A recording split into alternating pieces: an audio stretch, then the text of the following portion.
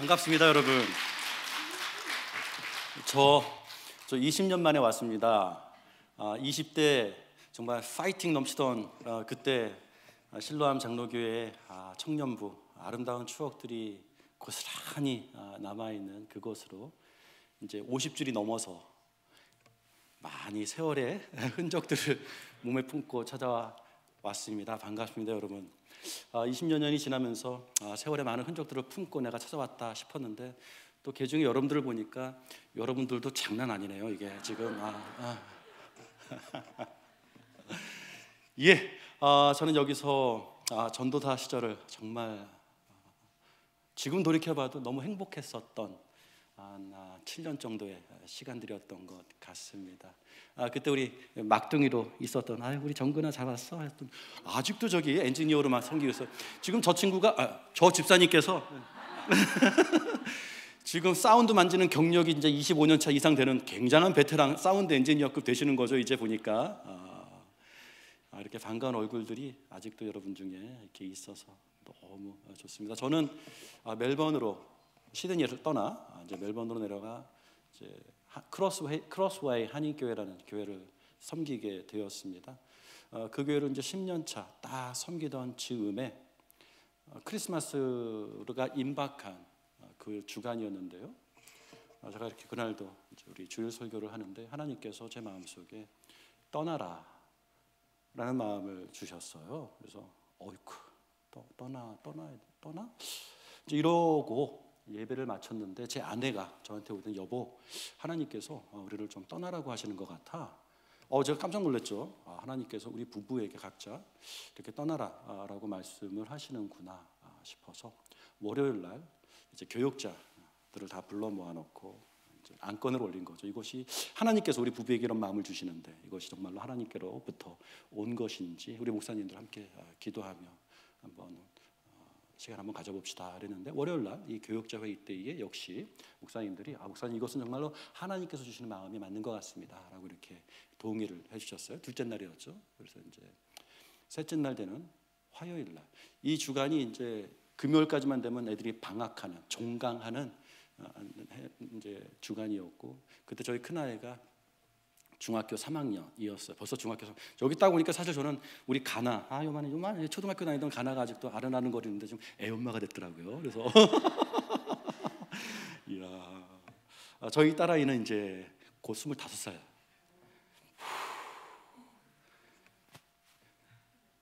아무튼 어디까지 얘기했죠? 그래서 화요일 날 중학교 3학년이었던 이 아이가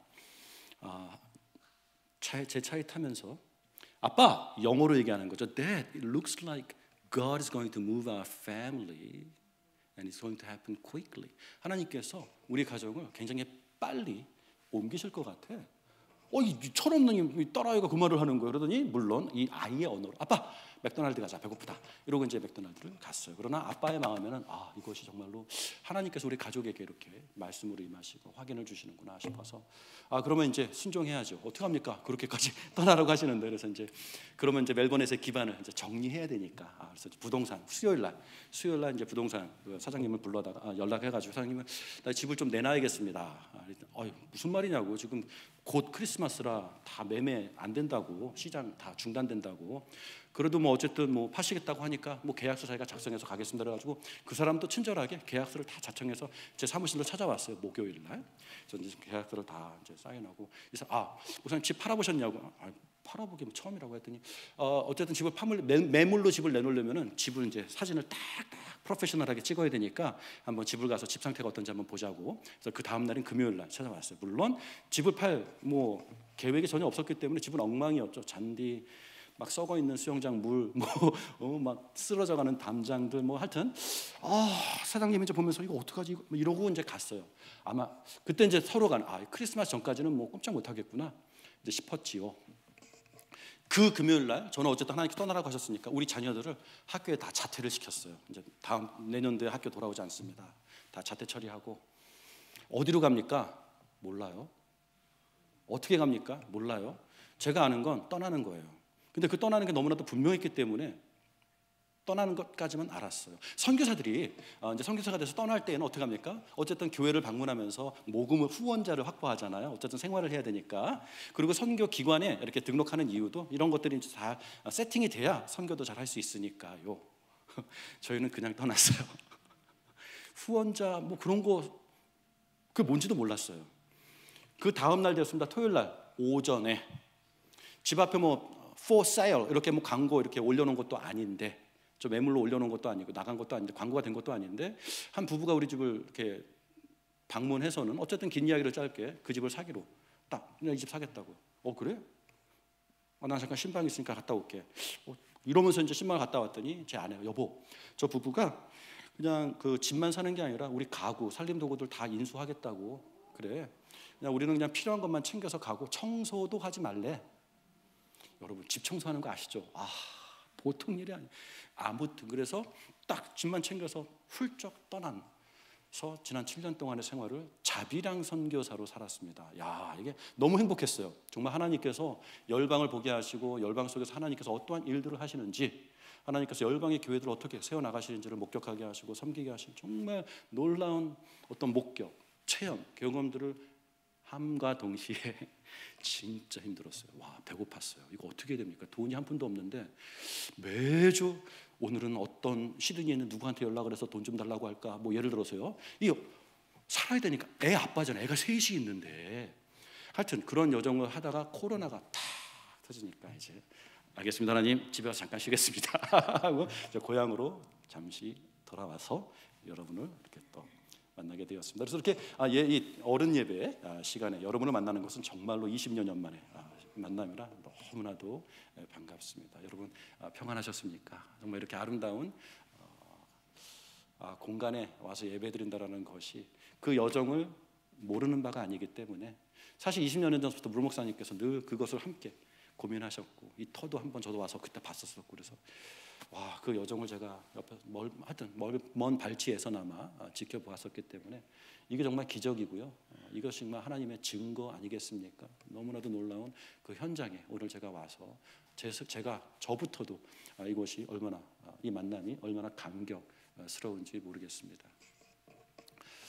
자, 우리는 참 인생의 여정이 녹록지 않은 것 같습니다. 그렇죠?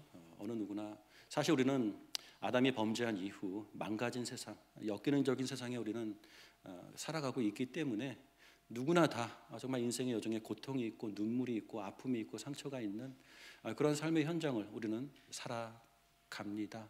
거기에다가 여러분 이민 현장은 어떻습니까? 야, 그게 정말 극대화된 현장 아니겠습니까? 야, 그 오해, 그 어떻게 풉니까? 너 그때 그 말했지? 야, 그거 20년 전에 한 말인데 아직도 기억해? 그래! 이건요, 여기는 시간이 멈춰진 공간이에요. 제가 언제 한번 스스로 까무러치게 놀랐는데 그분은 지금 소천하셨어요. 이미 오래 이 세상에 그분이 청년 때 그 교회 떠날 때 어떤 말을 했는지 아직도 기억하시는 어른들이 계시다니까요.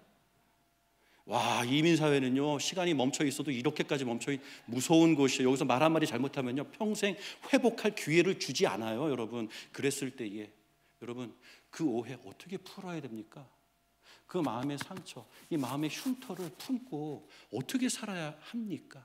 거기에다가 이민사회가 이렇게 참 눈물, 아픔, 오해, 외면당함, 버림받음. 사실 한국에서 비행기 탈 때 가장 많이 우리가 듣는 경고가 뭡니까? 이런 데 가면은 한국 사람 조심해라, 그 다음에 교회 조심해라, 이런 경고 받지 않습니까? 교회 가봤자 사기당한다. 그게 하루 이틀 일이 아니니까, 이게 우리의 현실이다 보니까 우리 아픔은 여기 있습니다. 그래서 우리는 모두 그런 아픔과 오해와 상처들을 가지고 살아가고 있고, 그때 내가 무심코 뱉은 말이 그 사람을 지금 20년, 30년째 죽이고 있는, 이 죽이는 이 아픔의 작용이 악순환의 어떤 이런 운동력이 멈추지 않는 이런 무서운 정말 망가짐의 결정체인 삶을 우리가 살아가고 있지 않습니까? 이 교회가 얼마나 아픕니까? 제가 이 82년도 1월 21일 날 홍콩을 경유해서 시드니 공항에 도착했습니다. 꼬맹이로. 그때 시드니에 교회가 몇 개 있었습니까? 2개 좀. 그때 우리가 그때 발음도 가난한 교회가 있다고 그러더라고. 가난한 피터샴에. 예. 가나안 장로교회. 그 다음에 이제 스트라스빌드 연합교회 있었고요. 그 다음에 딱 도착했을 때 중앙장로교회가 딱 개척돼가지고 더리치에서 예배드리고 있었고, 그 똑같은 시기에 그보다 약간 더 후에 김창식 목사님 또 호주에 오셔가지고 영락교회 딱 그런 시점이었어요. 그때부터 교회가 100개, 200개, 300개로 늘어가는 그 과정들을 성장하면서 목격하잖아요. 아름다운 이야기만은 아니었었던, 우리 모두가 기억하는 아픔들이 고스란히 지금 남아있는 그곳이 교회입니다. 여러분, 오해가 생겼을 때 이걸 어떻게 풀어야 됩니까? 내가 이제 잘못했을 때, 이 잘못했다라는 것을 상대방에게 내가 어떻게 다가가야 되죠? How do you say I am sorry? How do you say please forgive me? 내가 잘못했습니다. 나를 용서해 주세요. 이거 어떻게 말해야 돼요? 이걸 어떻게 말해? 거꾸로, 너 나한테 잘못했잖아. 너 그렇게 살면 안 되지. 너 나한테 이런 어떤 그 판단과 정죄의 마음이 내 안에 계속 있잖아요. 이 마음 가지고 그 사람을 봐야 되잖아요. 지금 어떻게 이런 커뮤니티에서 우리는 살아갈 수 있습니까? 거기다 코로나가 터졌네요. 코로나가 터지면서 국경이 딱 차단되니까 전 깜짝 놀랐는데, 호주에서 한국 가려면 비자를 받아야 된대요. 이런 것들, 항공편은 끊겼지. 혹시 이런 와중에 아직도 한국에 나이가 드신 연로하신 어머니가 계시고 아버지가 계신 분들은 참, 여러분 그 마음이 어떻습니까? 그러다가 얘야 내가 좀 아프다, 내가 좀 병원, 엄마 그 약 먹으라고 했잖아, 왜 그 약 꼭 안 먹어? 아빠 병원에 꼭 가봐.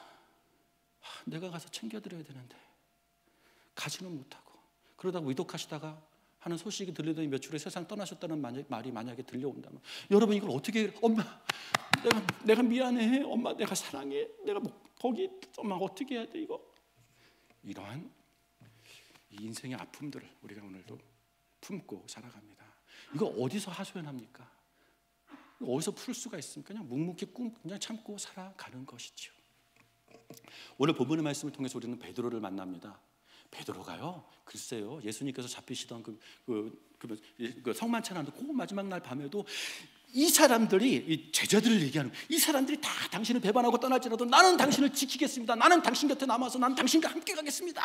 호언장담하던 그 패기 넘치는, 진짜 파이팅 넘치던 그런 베드로였습니다. 그런데 막상 예수님이 잡히니까 어떻게 했어요? 제일 먼저 도망갔어요. 그러고도 미련이 남았는지 예수님께서 잡아셔서 고초를 당하시는 그 신문당하는 그 제사장의 뜰까지, 그래도 가가지고 먼 발치에서 이렇게 불에서 못 녹이면서 이러고 있다가 거기서 어떻게 합니까, 여러분? 3번씩이나 나 저 사람 모른다, 나 저 사람이랑 상관없다, 아니 내가 맹세한다니까 나 저 사람 모른다고 하는데 닭이 옵니다.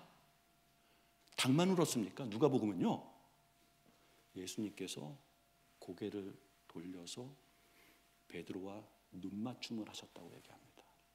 나 저 사람 모른다니까 하는데 베드로가, 예수님께서 자기를 딱 쳐다보는 거예요. 어떻게 합니까, 베드로가? 알잖아요. 밖으로 뛰쳐나가서 땅을 치면서 통곡했다고 성경은 기록하고 있지 않습니까? 자, 베드로는요, 예수님 앞에 이제 만나야 돼요. 예수님 만나야 돼요. 예수님 만나서, 예수님 내가 그때 이거 어떻게 말해? 일단 미안하고요, 너무 미안한데요, 사실 내 마음은 그게 아니었어요. 예수님 내 마음 아시잖아요. 그때 나 정말 내가 한국식으로 해요, 내가 어디 씨였었나 봐, 내가 미쳤었나 봐, 내가 이러면 안 되는 건데, 막 이렇게 예수님을 만나서 예수님 앞에 풀어야 될 이야기들이 이제 생겼잖아요. 베드로가 그 마음과 상처와 죄책감을 가지고 이제 이걸 풀어야 되는데 어떡합니까? 예수님께서 그 자리에서 바로 골고다로 가시더니 십자가에 달려 돌아가시네요. 그래서 그냥 묻히시네요. 무덤에 묻히시네요. 어떡합니까? 이제 베드로는 거기서 먼 발치에서 예수님께서 돌아가셨다는 소식을 듣습니다. 무덤에 이제 안장되었다는 소식을 듣습니다. 이제 끝났습니다. 다 이제는 예수님 앞에 미안하다고 말할 수 있는 기회가 나에게 더 이상 찾아오지 않는 이 절망스러운 상황이 이제 닥쳤습니다. 이제 베드로는 그 죄책감을 가지고 평생 살아야 됩니다. 어떻게 살아갑니까, 여러분? 이 마음을 가지고 어떻게 살아갑니까? 그래서 오늘 본문 말씀의 시작이, 베드로가 이런 말을 합니다. 고기나 잡으러 가자. 그랬더니 주변에 여기 나온 제자들은 세보니까 한 7명 정도 되는 것 같아요. 토탈 다들 야 같이 가자 이러고 예수님을 만나기 직전에 평생 삶의 터전이 되었었던 그 갈릴리 해변가로 그들은 발걸음을 옮겨 배를 띄우고 밤새도록 그물을 이쪽에 던져보기도 하고 저쪽에 던져보기도 하고 하면서 시간을 보냅니다. 동틀 무렵이 됐습니다. 밤새도록 이들이 무엇했습니까? 야, 오늘은 정말 고기 한번 잡아보자. 작심하고 잡는 이게 아닌 거죠. 그냥 인생의 목적이 없어졌습니다. 방향이 없어졌습니다. 살아가야 될 이유가 없습니다. 난 내일 아침에 눈을 떠야 할 이유가 없어진 그 절망 속에 그들은 파도에 몸을 맡기고 그렇게 밤을 꼬박 지새웠습니다. 자, 해가 뜰 무렵 저쪽 해변가에 어떤 한 사람이 나타났습니다. 그가 누군지 무슨 상관이 있습니까? 그렇죠? 근데 그 사람이 물어봅니다. 어이, 고기 좀 잡은 게 있습니까? 없어 라고 대답하는 거죠. 고기 어차피 잡힌 거 진짜로 없으니까. 여러분, 이게 무슨 상황입니까? 그들은 낯설지 않았을 거예요. 뭐냐, 이 사람들은 어차피 이렇게 그 해변가에서 평생 그 일을 했던 사람, 고기 잡아서 밤새도록 고기 잡아서 아침에 뭐 수산시장 같은 고기 이제 판이 벌리겠죠. 거기서 아침 식사를 준비하기 위해서 찾아온 사람들에게 생선을 파는 이 일이 항상 반복되었었던 일상의 연장이었을 테니까 그날도 그 사람이 났을 때 아유 미안하오 이렇게 이 정도의 대화였을 것이죠. 그런데 여기서 대화가 끝나지 않죠. 오늘 본문 말씀 어떻게 얘기합니까? 그 낯선 사람이 갑자기 그런데 거기 오른쪽으로 한번 그물을 한번 던져보시오. 뭐 오른쪽이 내가 한 3만 번 던졌고 왼쪽은 한 5만 번 던졌고 뭐 내가 에이. 그러면서 아무 생각 없이 던진 거죠, 오른쪽으로. 그런데 분명히 거기 없었거든요. 밤새도록 여기 한 마리도 없었거든요. 내가 안 잡고 싶어서 안 잡은 게 아니라 그물을 던졌는데 어떻게 안 잡아요? 고기가 있으면 그물에 걸리니까 이건 뭐 내 의지와 상관없이 있으면 잡혔을 텐데 정말로 한 마리도 없었던 그 텅 빈 그 물속에 갑자기 그물을 들어 올릴 수 없을 정도로 많은 고기가 오늘 본문의 말씀을 그것도 큼지막한 놈들로 가득 채워지는 깜짝 놀란 것이 이게 뭐야? 다들 야 일로 와봐, 베드로 일로 와봐, 요한 일로 와봐, 이거 어떡할 거야? 이거 야 배 기울어진다, 야 조심해. 막 갑자기 막 난장판이 됐습니다. 그런데 갑자기 예수께서 사랑하시는 그 사람 요한이겠죠? 요한이 말합니다. 주님이시다.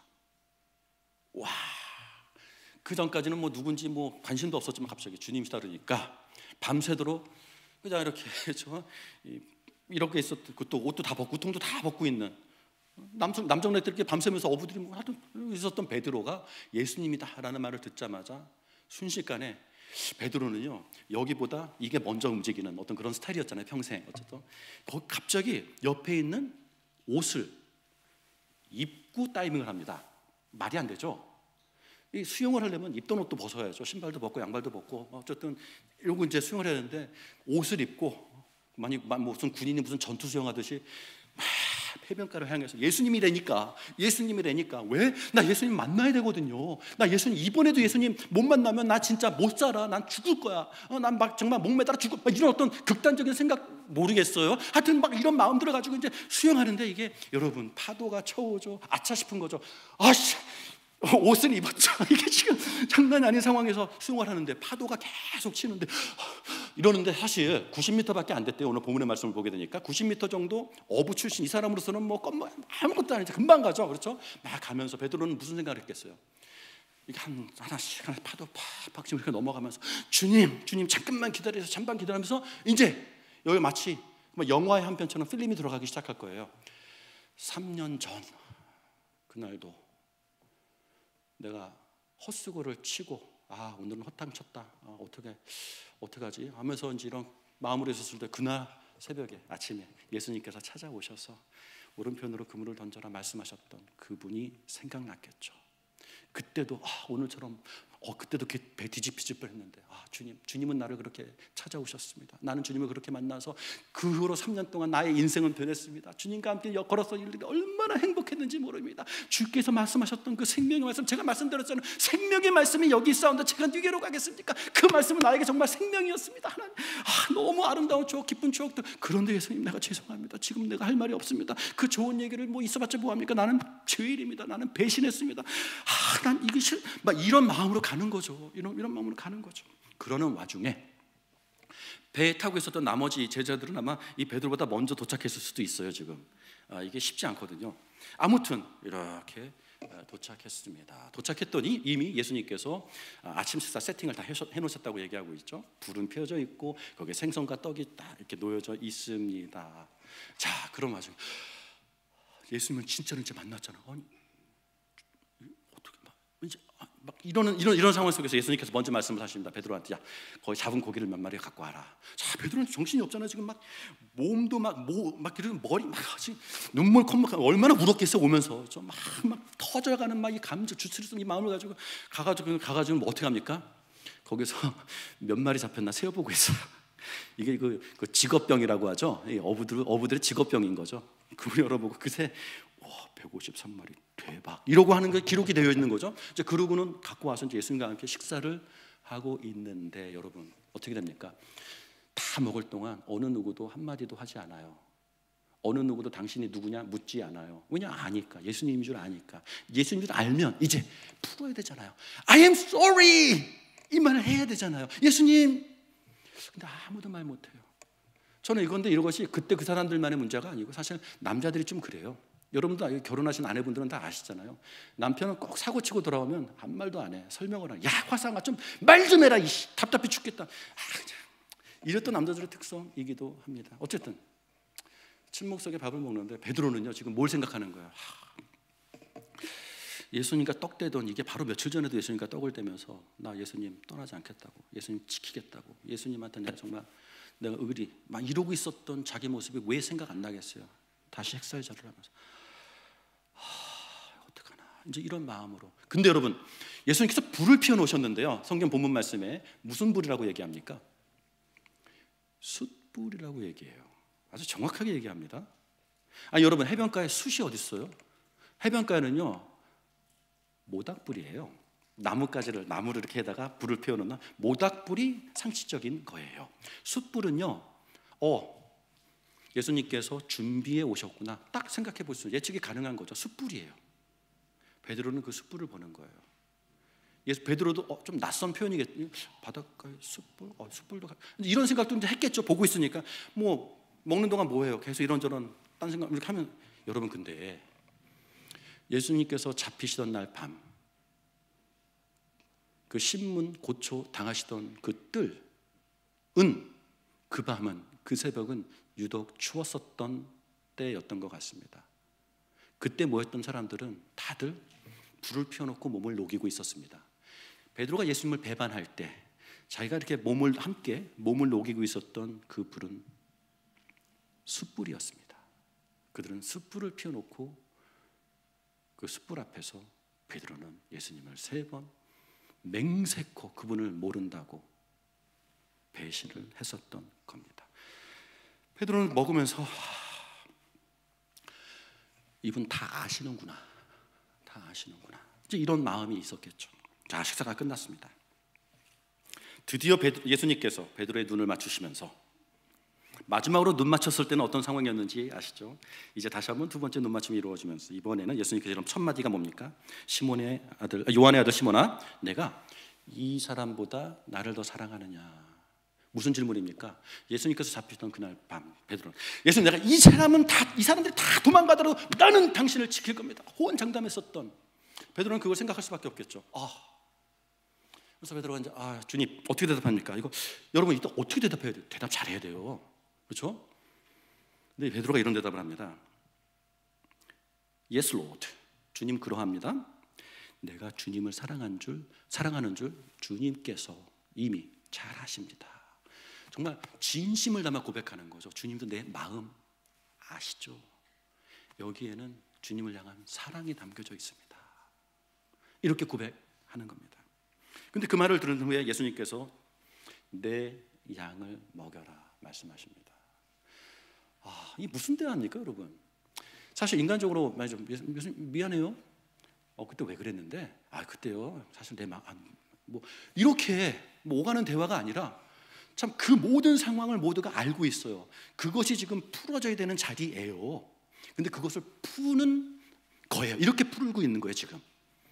내가 나를 사랑하느냐? 네, 사랑합니다. 내 양을 쳐라. 여러분, 베드로가 그 말, 나한테? 내가? 나 배신했는데, 난 실패했는데, 난 낙오자인데, 나는 탈락했는데, 내가 무슨 낯으로? 막 이런 마음이 분명히 있었을 겁니다. 두 번째 예수님께서 베드로에게 요한의 아들 시몬아, 내가 나를 사랑하느냐 말씀하십니다. 베드로가 다시 한번 대답하지요.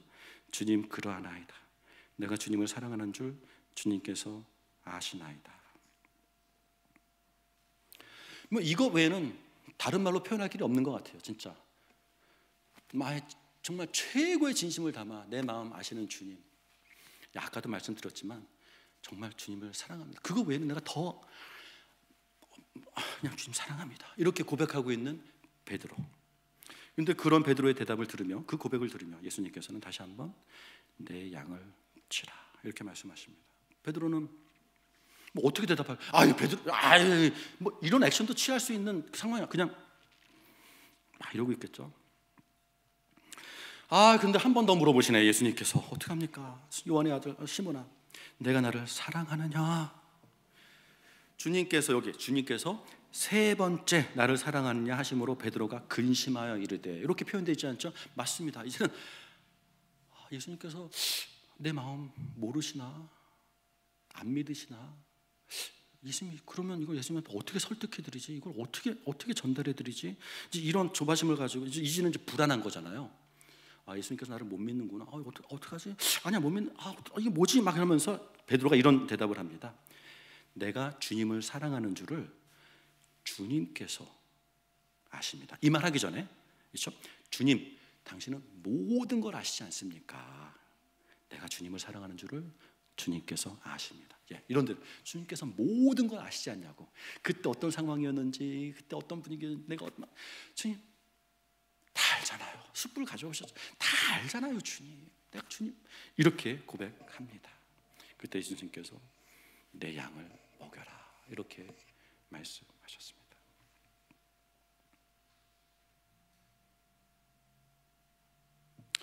여러분, 요한복음 21장은요 정말 소중한 이 말씀이 담겨져 있어요. 왜냐? 사도행전 1장에서부터는요 달라진 베드로가 보입니다. 그렇죠?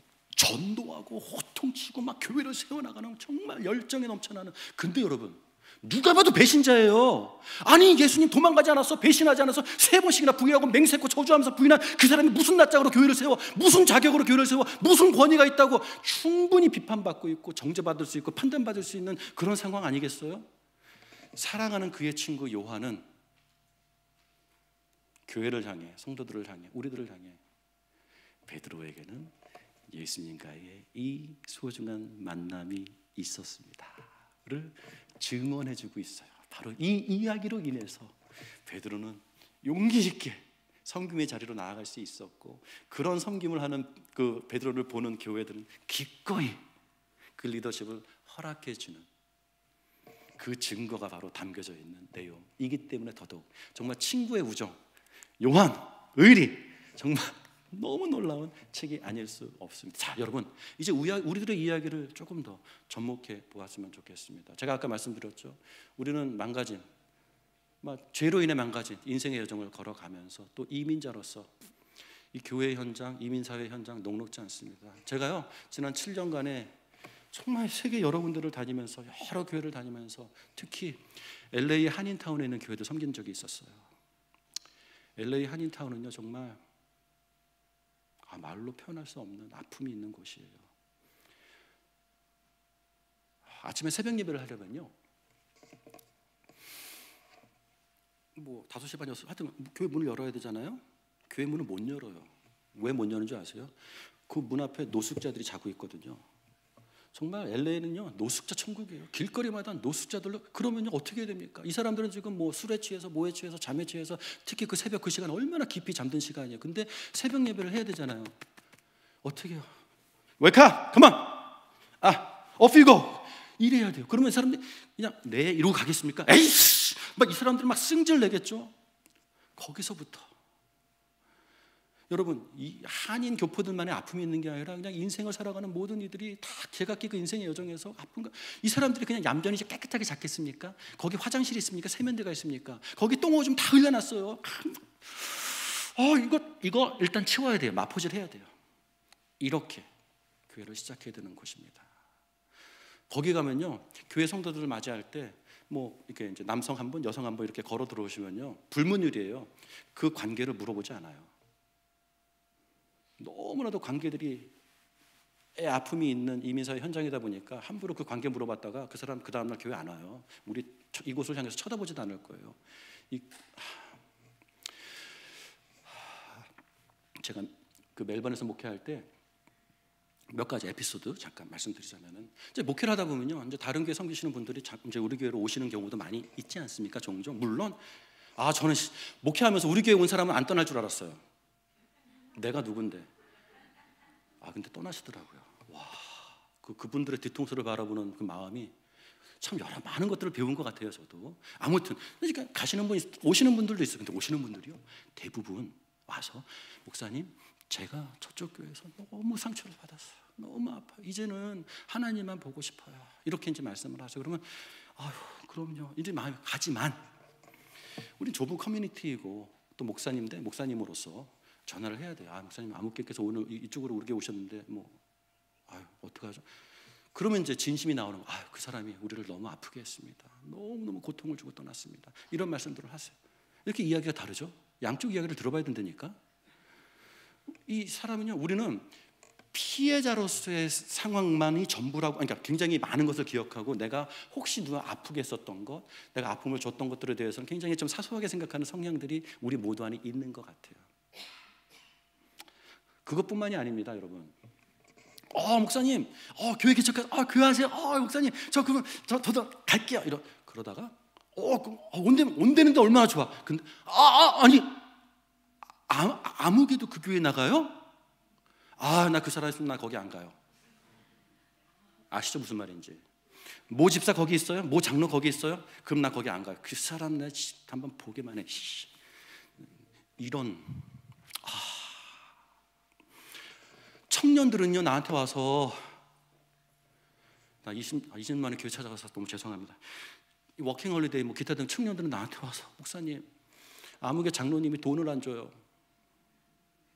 그 사람이 장로예요. 그 사람이 집사예요. 근데 일을 했는데 돈을 안 준대요. 나보고 돈 좀 받아달래요. 목사가 그 말을 어떻게 해요?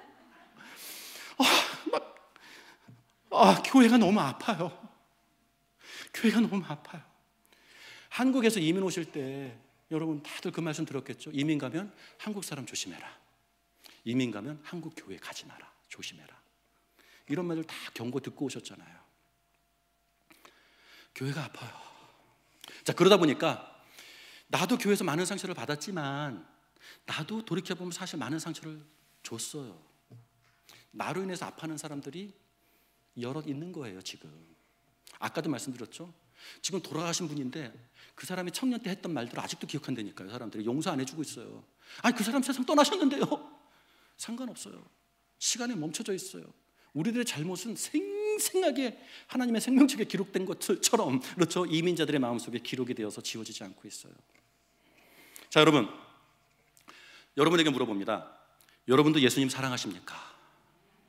예수님께서 여러분을 찾아오셔서 특히 어떤 자리에, 실패의 자리, 정말 무너졌던 자리, 절망의 자리, 정말 미래에 대한 소망이 완전히 끊어진 그 자리, 근데 그 모든 게 다 나 때문이었었던, 그래서 내가 지금 막 이러고 있는 그 자리에 예수님께서 일부러 예수님께서 지금 부활하셨어요. 예수님께서는 정말 인류를 구원하시는 놀라운 하나님의 그 미션을 이제 성취하시고 이제 곧 하늘로 승천하셔서 하늘의 놀라운 영광 중에 다 바쁘신 분이세요. 지금 갈릴리까지 고한 사람 만나러, 베드로를 만나러. 왜? 그 배신자, 그 실패자, 얘는 소망 없다니까. 내가 3년 예를 봤잖아. 얘는 딱 견적 나오잖아요. 근데 예수님께서 일부러 베드로를 찾아오셨어요.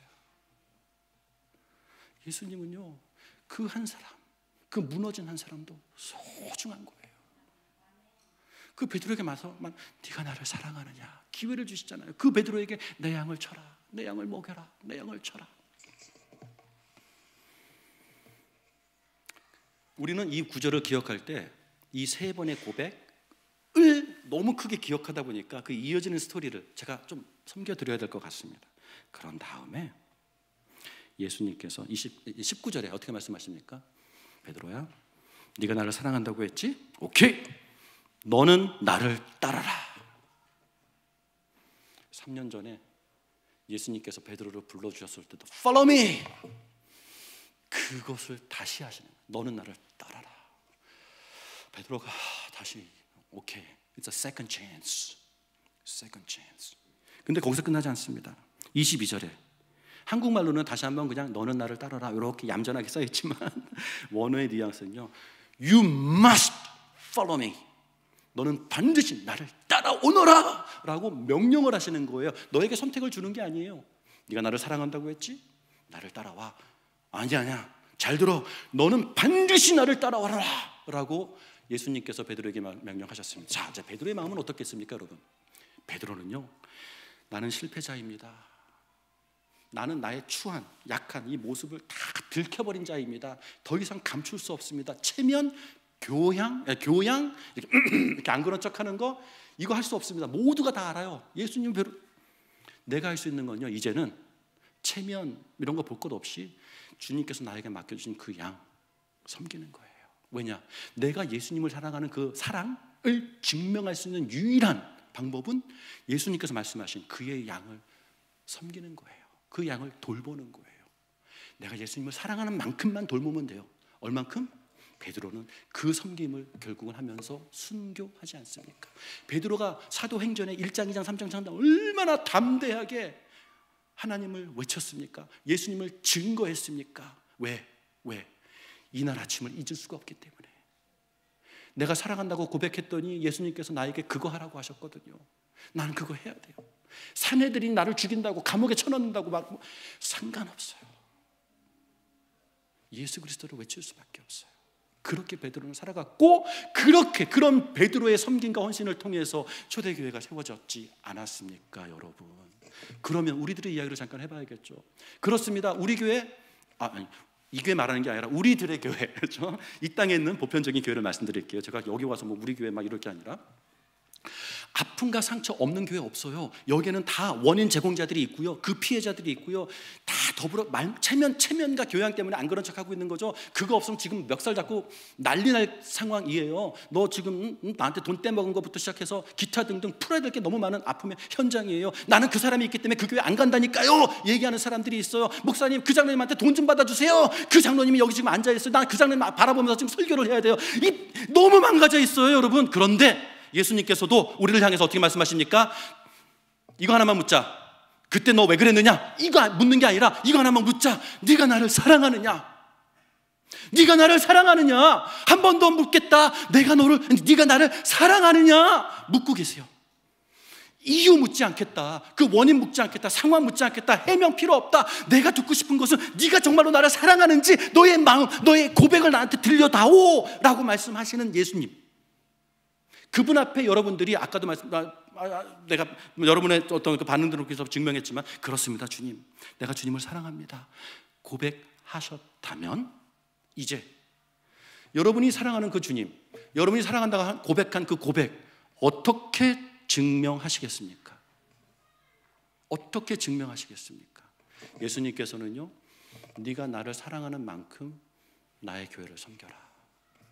내가 십자가에서 목숨을 바쳐 나의 핏값으로 산 나의 양들을 보살펴라. 사랑해라. 품어라. 너는 나를 따라라. 너는 반드시 나를 따르며 그 섬김을 해라. 여러분에게도 말씀하십니다. 주님께서는요, 여러분에게 교회 판단할 권리 주지 않았어요. 교회 판단은요, 지나가는 강아지도 다 할 수 있어요. 코로나를, 교회가 정치질을 하네, 뭐 교회가 이거 안 해. 교회를 보면요, 판단하고 비판하고 막 너무 정말 부끄러운 우리들의 현장들이 있잖아요. 그런데 여러분, 예수님께서는 그런 현장 모르시겠어요? 거기를 향한 판단하는 나의 기준 모르시겠어요? 근데 여러분에게 딴 거 안 물어보세요. 내가 나를 사랑한다면 네가 그렇게 정죄하고 판단하는 그 교회, 그 성도를 사랑해라. 그 교회를 지켜라. 너는 반드시 나를 따라오너라. 기도하겠습니다. 이 시간 잠시 오늘 말씀을 우리가 생각해 보면서 하나님 앞에 정말 이런 새로운 결단, 그렇죠? 베드로처럼 두 번째 만남, 두 번째 결단, 정말 하나님 앞에 올려드리는 그런 기도를 우리가 모두 했으면 좋겠습니다. 하나님, 그렇습니다. 나는 실패했습니다. 하나님, 예전의 열정들을 잃어버렸습니다. 지금 그냥 대충 그냥 대강 교회 이렇게 오고 있는 상황입니다. 하나님, 이제 주님과의 그 첫 만남을 생각나게 하시니 감사합니다. 이렇게 무너져 있는 나에게 다시 오늘 아침 이렇게 찾아오셔서 말씀으로 내가 나를 사랑하느냐, 나의 고백을 듣기 원하시는 주님, 이제 제가 주님 앞에 무릎 꿇고 나의 고백을 드리겠습니다. 이 고백을 통해 내가 앞으로 어떻게 살아가야 될지 나의 다짐 또한 하나님 앞에 드리겠습니다. 주여, 이 교회를 사랑하게 하소서. 이 교회를 짊어지게 하소서. 이 세상 모든 사람들이 이 교회를 비판하고 욕하고 험담할지라도 나는 이 교회를 향하여 사랑하고 헌신하고 보듬어주고 감싸주는 그 섬김을 내가 감당하겠습니다. 하나님 앞에 고백하는 놀라운 그 기도에 드려지는 시간을 우리가 잠시 갖겠습니다. 우리 주여 세 번 외치고 하나님 앞에 정말 우리의 마음을 담아 쏟아놓는 시간을 갖도록 하겠습니다. 같이 외치겠습니다. 시작.